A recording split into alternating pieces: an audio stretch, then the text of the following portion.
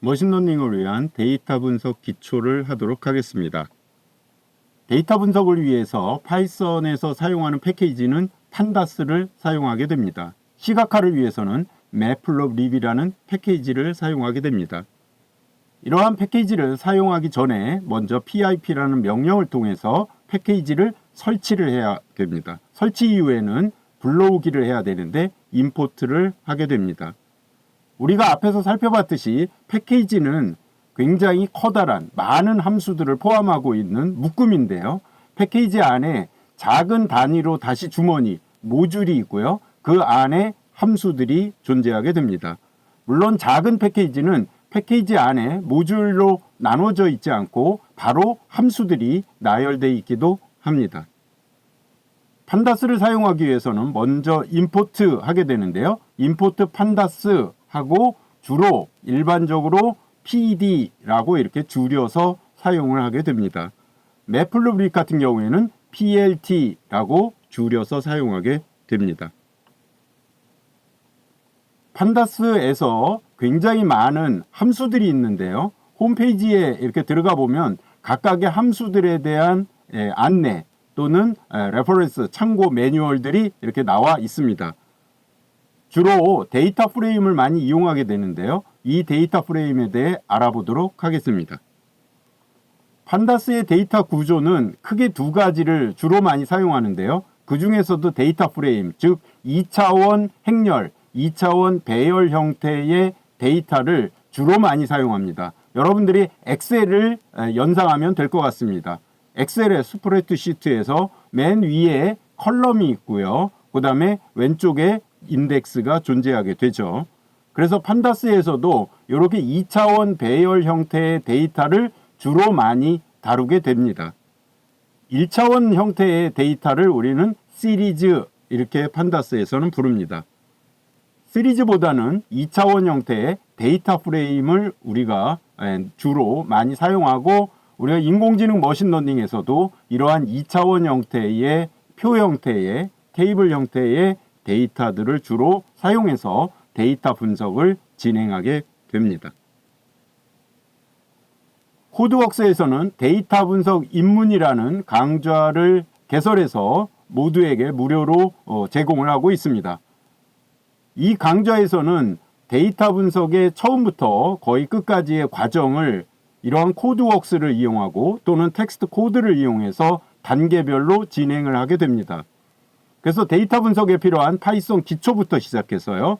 정형 데이터와 데이터 프레임, 그 다음에 데이터의 구조를 파악하는 것부터 데이터를 다루는 것, 또는 검색, 또는 정렬하기, 파생 컬럼을 만들기, 그룹핑하기, 데이터를 합치기, 또는 가공하기, 데이터를 클리닝, 정제하기, 시각화하기, 데이터 통계 분석까지 전체적으로 16개의 단계별로 강좌를 제공하고 있습니다. 그래서 데이터 분석에 대해서 좀 더 단계별로 좀 더 쉽게 여러분들이 알고 싶으면 코드웍스에 있는 데이터 분석 입문 강좌를 먼저 보고 머신러닝으로 입문을 하게 되면 훨씬 더 쉽게 머신러닝을 접할 수 있게 될 것입니다.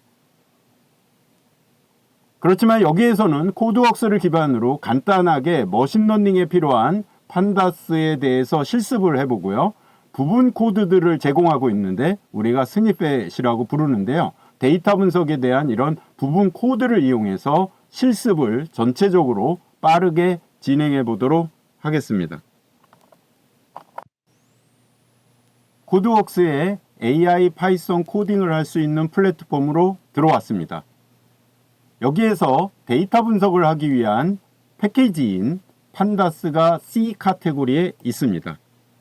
이미 코드웍스에는 이러한 판다스 패키지가 이미 브라우저에 설치가 되어 있기 때문에 여러분들은 따로 설치할 필요가 없고 바로 사용하면 되겠습니다. 이러한 패키지를 불러오기 위해서 먼저 임포트를 해주게 됩니다. 그래서 여기에 첫 번째 블록을 이렇게 가져다 놓으면 오른쪽에 임포트 판다스 as pd 이렇게 됐습니다. 그래서 지금부터 판다스라는 패키지를 pd라는 이름으로 부르겠다 이렇게 됩니다. 두 번째에 이 판다스의 안에 들어가 있는 설정을 해주는 판다스에 대해 설정해주는 이렇게 함수가 호출되어 있습니다. 이것은 우리가 불러올 어떤 데이터셋이 컬럼이 굉장히 많을 경우에 중간에 컬럼을 생략해서 보여주는데 생략하지 말고 모든 컬럼을 다 보여달라, 이러한 설정이 되겠습니다. 다음으로 판다스에 또 보면은 이 두 번째가 데이터 읽기가 되겠습니다. 그래서 이 블록을 가져다 놓으면 판다스에 있는 CSV 파일을 읽어오겠다라는 함수를 호출하게 됩니다. 이 부분을 클릭해 보면 여기 하단에 보면 read 엑셀, 그래서 엑셀 파일을 불러오거나 JSON이라는 형태의 파일을 읽어올 수 있습니다. 또한 데이터 프레임이라는 함수를 이용해서 우리가 리스트나 또는 딕셔너리 데이터를 데이터 프레임으로 변환할 수도 있습니다. 또는 시리즈를 만들 수도 있고요. 여기 맨 하단에 보면 날짜형으로도 변환이 가능한 이러한 함수들이 묶음으로 있습니다. 여기서 우리는 일단 read CSV를 이용해서 CSV 데이터를 읽어오도록 하겠습니다. 여기에 기본적으로 exam.csv 이렇게 되어 있거든요. 이 부분을 보면 여기에 파일에 보면 우리가 exam.csv가 이미 서버에 있습니다. 이 데이터를 더블 클릭해 보면 이렇게 데이터가 나오는데 먼저 학생의 번호, 그 다음에 학생의 반, 그 다음에 공부 시간, 그 다음에 어떤 과외 수업, 수학, 영어, 과학 점수, 총점, 합격, 불합격 여부 등의 이러한 데이터가 들어가 있습니다. 이 데이터를 이용해서 분석 과정을 해보도록 하겠습니다. 먼저 데이터를 읽어 왔으니까 이 데이터가 잘 읽어와졌는지를 우리는 출력하게 됩니다. 여기에서 출력을 따로 해도 되지만 이미 판다스에서는 간단하게 출력해 볼 수 있는 블록도 만들어져 있습니다. 이 블록을 가져다 놓으면 여기에 df, 즉 읽어온 모든 데이터, 이 데이터가 전체를 읽어왔을 텐데 이 데이터를 우리는 df라는 변수에다가 저장을 해 놓은 것이 됩니다. 이 df라는 전체 데이터 중에 맨 위에 있는, 상위에 있는 3개의 데이터만 우리가 출력을 해보게 됩니다. 그래서 실행하게 되면 이런 식으로 3개의 데이터가 출력이 됐습니다. 그래서 데이터의 요 맨 위에 있는 3개의 데이터를 우리는 출력한 것을 확인할 수 있습니다. 여러분들이 맨 뒤에 있는 데이터를 보고 싶다. 그러면 하위, 테일을 하면 되겠죠. 그러면 실행해 보면 맨 뒤에 있는 데이터를 가져온 걸 알 수 있고요. 임의적으로 중간에 있는 데이터를 샘플로 가져올 수도 있습니다. 일반적으로 데이터를 보기 위해서 맨 위에 있는 데이터 3개에서 5개 정도의 데이터를 우리가 확인하는 것이 통례적인 데이터 분석의 과정이 되겠습니다. 이런 식으로 판다스에는 굉장히 많은 이러한 함수들이 패키지 안에 포함되어 있는데요. 이것들을 사용하는 방법을 배우고 개념을 익히면서 여러분들은 데이터 분석 과정을 진행하게 됩니다. 우리는 앞에서 소개한 강좌에서 이 전체적인 상세한 과정은 하고요. 여기에서는 데이터 분석에 관련된 예제가 모아져 있는 DA 스니펫을 이용해서 굉장히 빠르게 데이터 분석에 관련된 내용들을 바로바로 미리 모듈로 작은 단위의 프로그램으로 만들어 놨기 때문에 이걸 가져다 놓으면서 바로바로 실행해서 결과를 확인하는 과정을 해보도록 하겠습니다.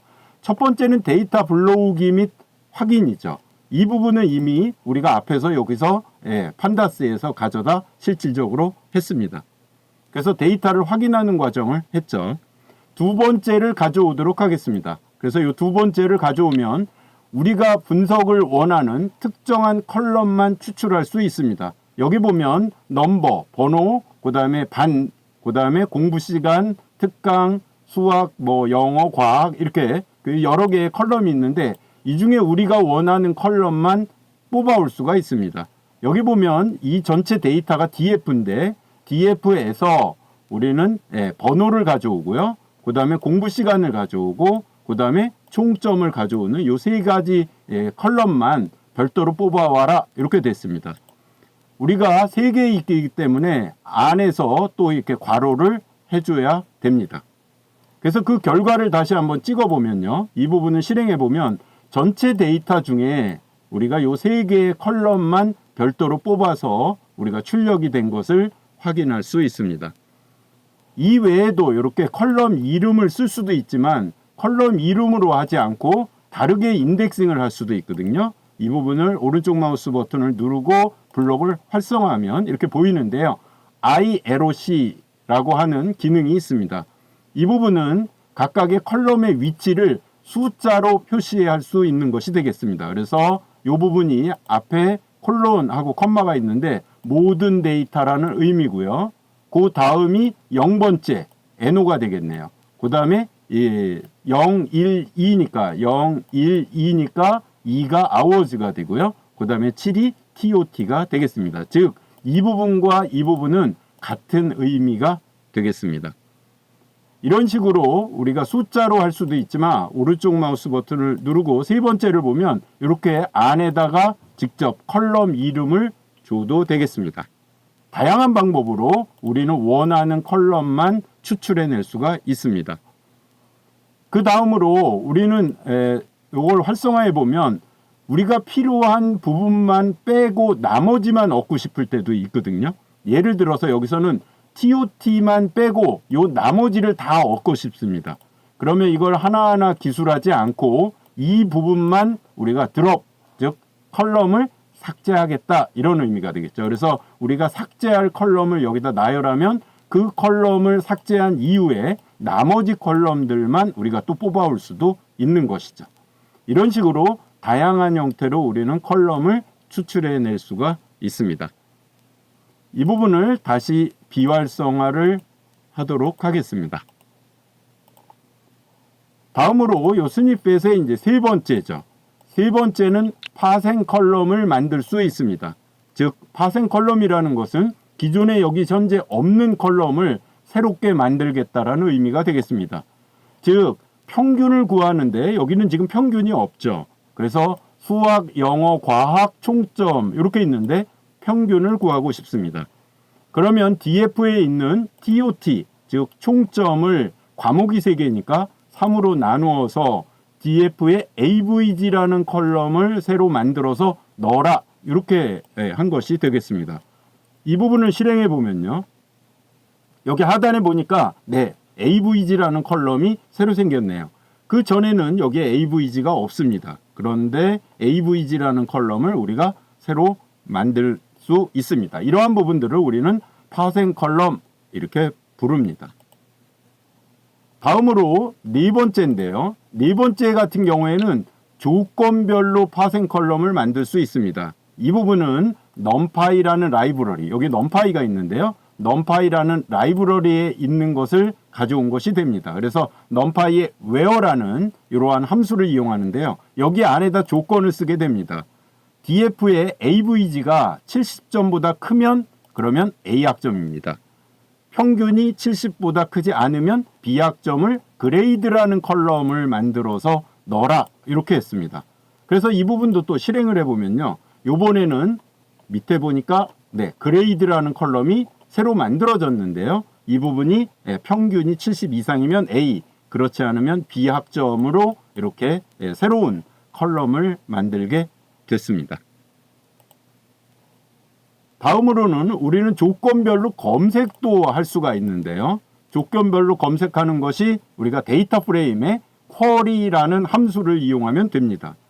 수학이 80점보다 크거나 같거나 또는 5와 과학 점수가 80점보다 큰 그런 학생들만 별도로 뽑아내서 출력을 해라. 이러한 방식으로 조건 검색이 가능하겠습니다.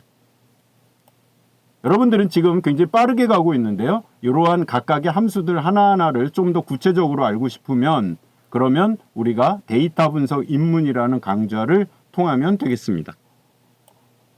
다음으로 6번을 보겠는데요. 6번 같은 경우에는 각각의 컬럼에 대한 어떤 통계를 처리하는데 여기에는 고유값 빈도가 있죠. 즉 테스트에 대한 고유값 빈도. 테스트 같은 경우에는 합격과 불합격이잖아요. 즉 합격이 몇 명, 불합격이 몇 명인 것을 우리가 파악할 수 있습니다. 그래서 실행을 해보면 맨 마지막에 보니까 패스, 합격이 16명이고요. 불합격이 9명이라는 것을 간단한 이러한 통계를 우리가 확인할 수 있습니다. 여러분들은 이거 외에도 굉장히 많은 C8 블록에는 이렇게 합을 구하거나 평균을 구하거나 표준 편차, 분산 그 다음에 뭐 절대값까지 이렇게 다양한 그러한 내용들이 미리 만들어져 있어서 오른쪽에 이렇게 코드가 생성이 되기 때문에 여러분들이 따로 타이핑 치면서의 오류를 줄일 수 있겠습니다. 다음으로 7번째가 중요한데요. 우리가 일반적으로 데이터 분석할 때 그룹별로 모아서 데이터 분석을 하는 경우가 많습니다. 예를 들어서 반별로 평균을 구하고 싶습니다. 그러면 여기에 보니까 그룹 바이 이렇게 돼 있죠. 그래서 DF에서 데이터 프레임에서 그룹 바이 그룹으로 묶는데 뭘 기준으로 해서 묶어요? 네, 반별 기준. 즉 N 클래스가 반이니까 요걸 1반부터 5반까지 있는데 1반부터 5반까지 반별로 그룹으로 묶은 다음에 그것의 평균을 구해라. 이러한 형태가 되겠습니다. 그래서 이것을 실행해서 출력을 해보면 반별 평균이 되죠. 그래서 1반, 2반, 3반, 4반, 5반의 각각의 평균 값을 우리가 얻을 수 있습니다. 그래서 1반의 수학 점수의 평균은 50.8 이렇게 되네요. 5반이 68.6인 것을 아주 쉽게 확인할 수 있겠습니다. 다음으로 우리는 뭐 여기에 보면 컬럼으로 우리가 소트를 할 수 있거나 결측치를 파악할 수 있겠습니다. 여기서 결측치를 한번 해보면요. 현재 DF에 결측치가 있는지 없는지를 확인하고 그것들을 합계를 구해서 통계를 우리가 출력할 수 있습니다. 그래서 실행을 해보면 각각의 컬럼에 결측치가 있는지의 개수를 우리가 출력하는 것을 확인할 수 있는데요. 모두가 0이네요. 즉 결측치가 하나도 없다라는 것을 여러분들이 확인할 수 있겠습니다. 다음으로는 결측치를 특정하게 어떠한 특정한 값으로 우리가 채울 수도 있거든요. 만약에 결측치가 있다면 그러면 일반적으로 그 컬럼의 평균값을 우리가 결측치를 채우거나 최대값, 최소값 또는 최빈값을 결측치에다가 채우기도 하고요. 그렇지 않고 직접 여기에다가 어떠한 0 그러면 0이라는 값으로 결측치를 채우기도 할 수 있습니다. 그 함수가 데이터 프레임의 fill and a라는 함수가 되겠습니다. 다음으로 이상치를 우리가 확인할 수 있는데요. 데이터 분석을 하다 보면 정상적인 범위 외에 벗어난 그러한 값들에 대해서 우리가 확인할 수 있거든요. 여기에서는 총점이 굉장히 벗어난 값의 범위를 벗어난 경우에 그것을 이상치로 판단하고 그 이상치에 대한 데이터를 우리가 가져와서 분석을 하는 그러한 경우가 되겠습니다.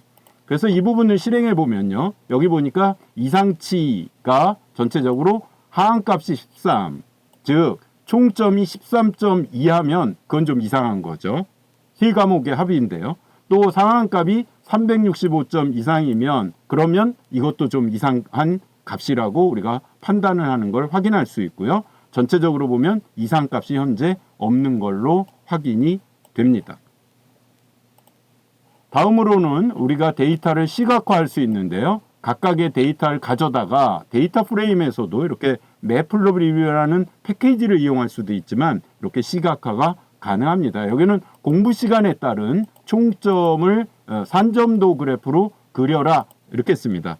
실행한 후에 오른쪽에 있는 그래프를 보게 되면 전체적으로 데이터가 공부 시간에 따른 총점이 이렇게 되죠. 그래서 공부 시간이 많을수록 아무래도 점수가 높아지는 그러한 경향성을 우리는 확인할 수 있습니다.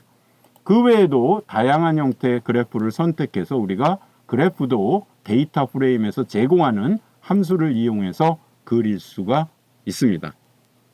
이러한 식으로 전체적으로 데이터를 불러오고 데이터를 확인한 후에 우리가 분석하기를 원하는 컬럼을 추출하거나 삭제를 하고 파생 컬럼을 만들고 조건별로 검색을 하고 컬럼별로 통계를 내거나 그룹별로 통계를 내고 결측치를 파악하고 이상치를 파악한 후에 시각화까지 해보는 이러한 전반적인 과정이 데이터 분석의 과정이라고 할 수가 있겠습니다. 그 이후에 우리는 머신러닝 모델을 통해서 좀 더 상세한 그러한 데이터 분석 단계로 넘어가게 됩니다. 굉장히 긴 내용이지만 우리가 짧은 시간 내에 압축해서 했고요. 여러분들은 코드웍스의 데이터 분석 입문이라는 강좌를 통해서 각각의 단계들을 좀 더 상세히 우리가 강의를 들을 수 있겠습니다.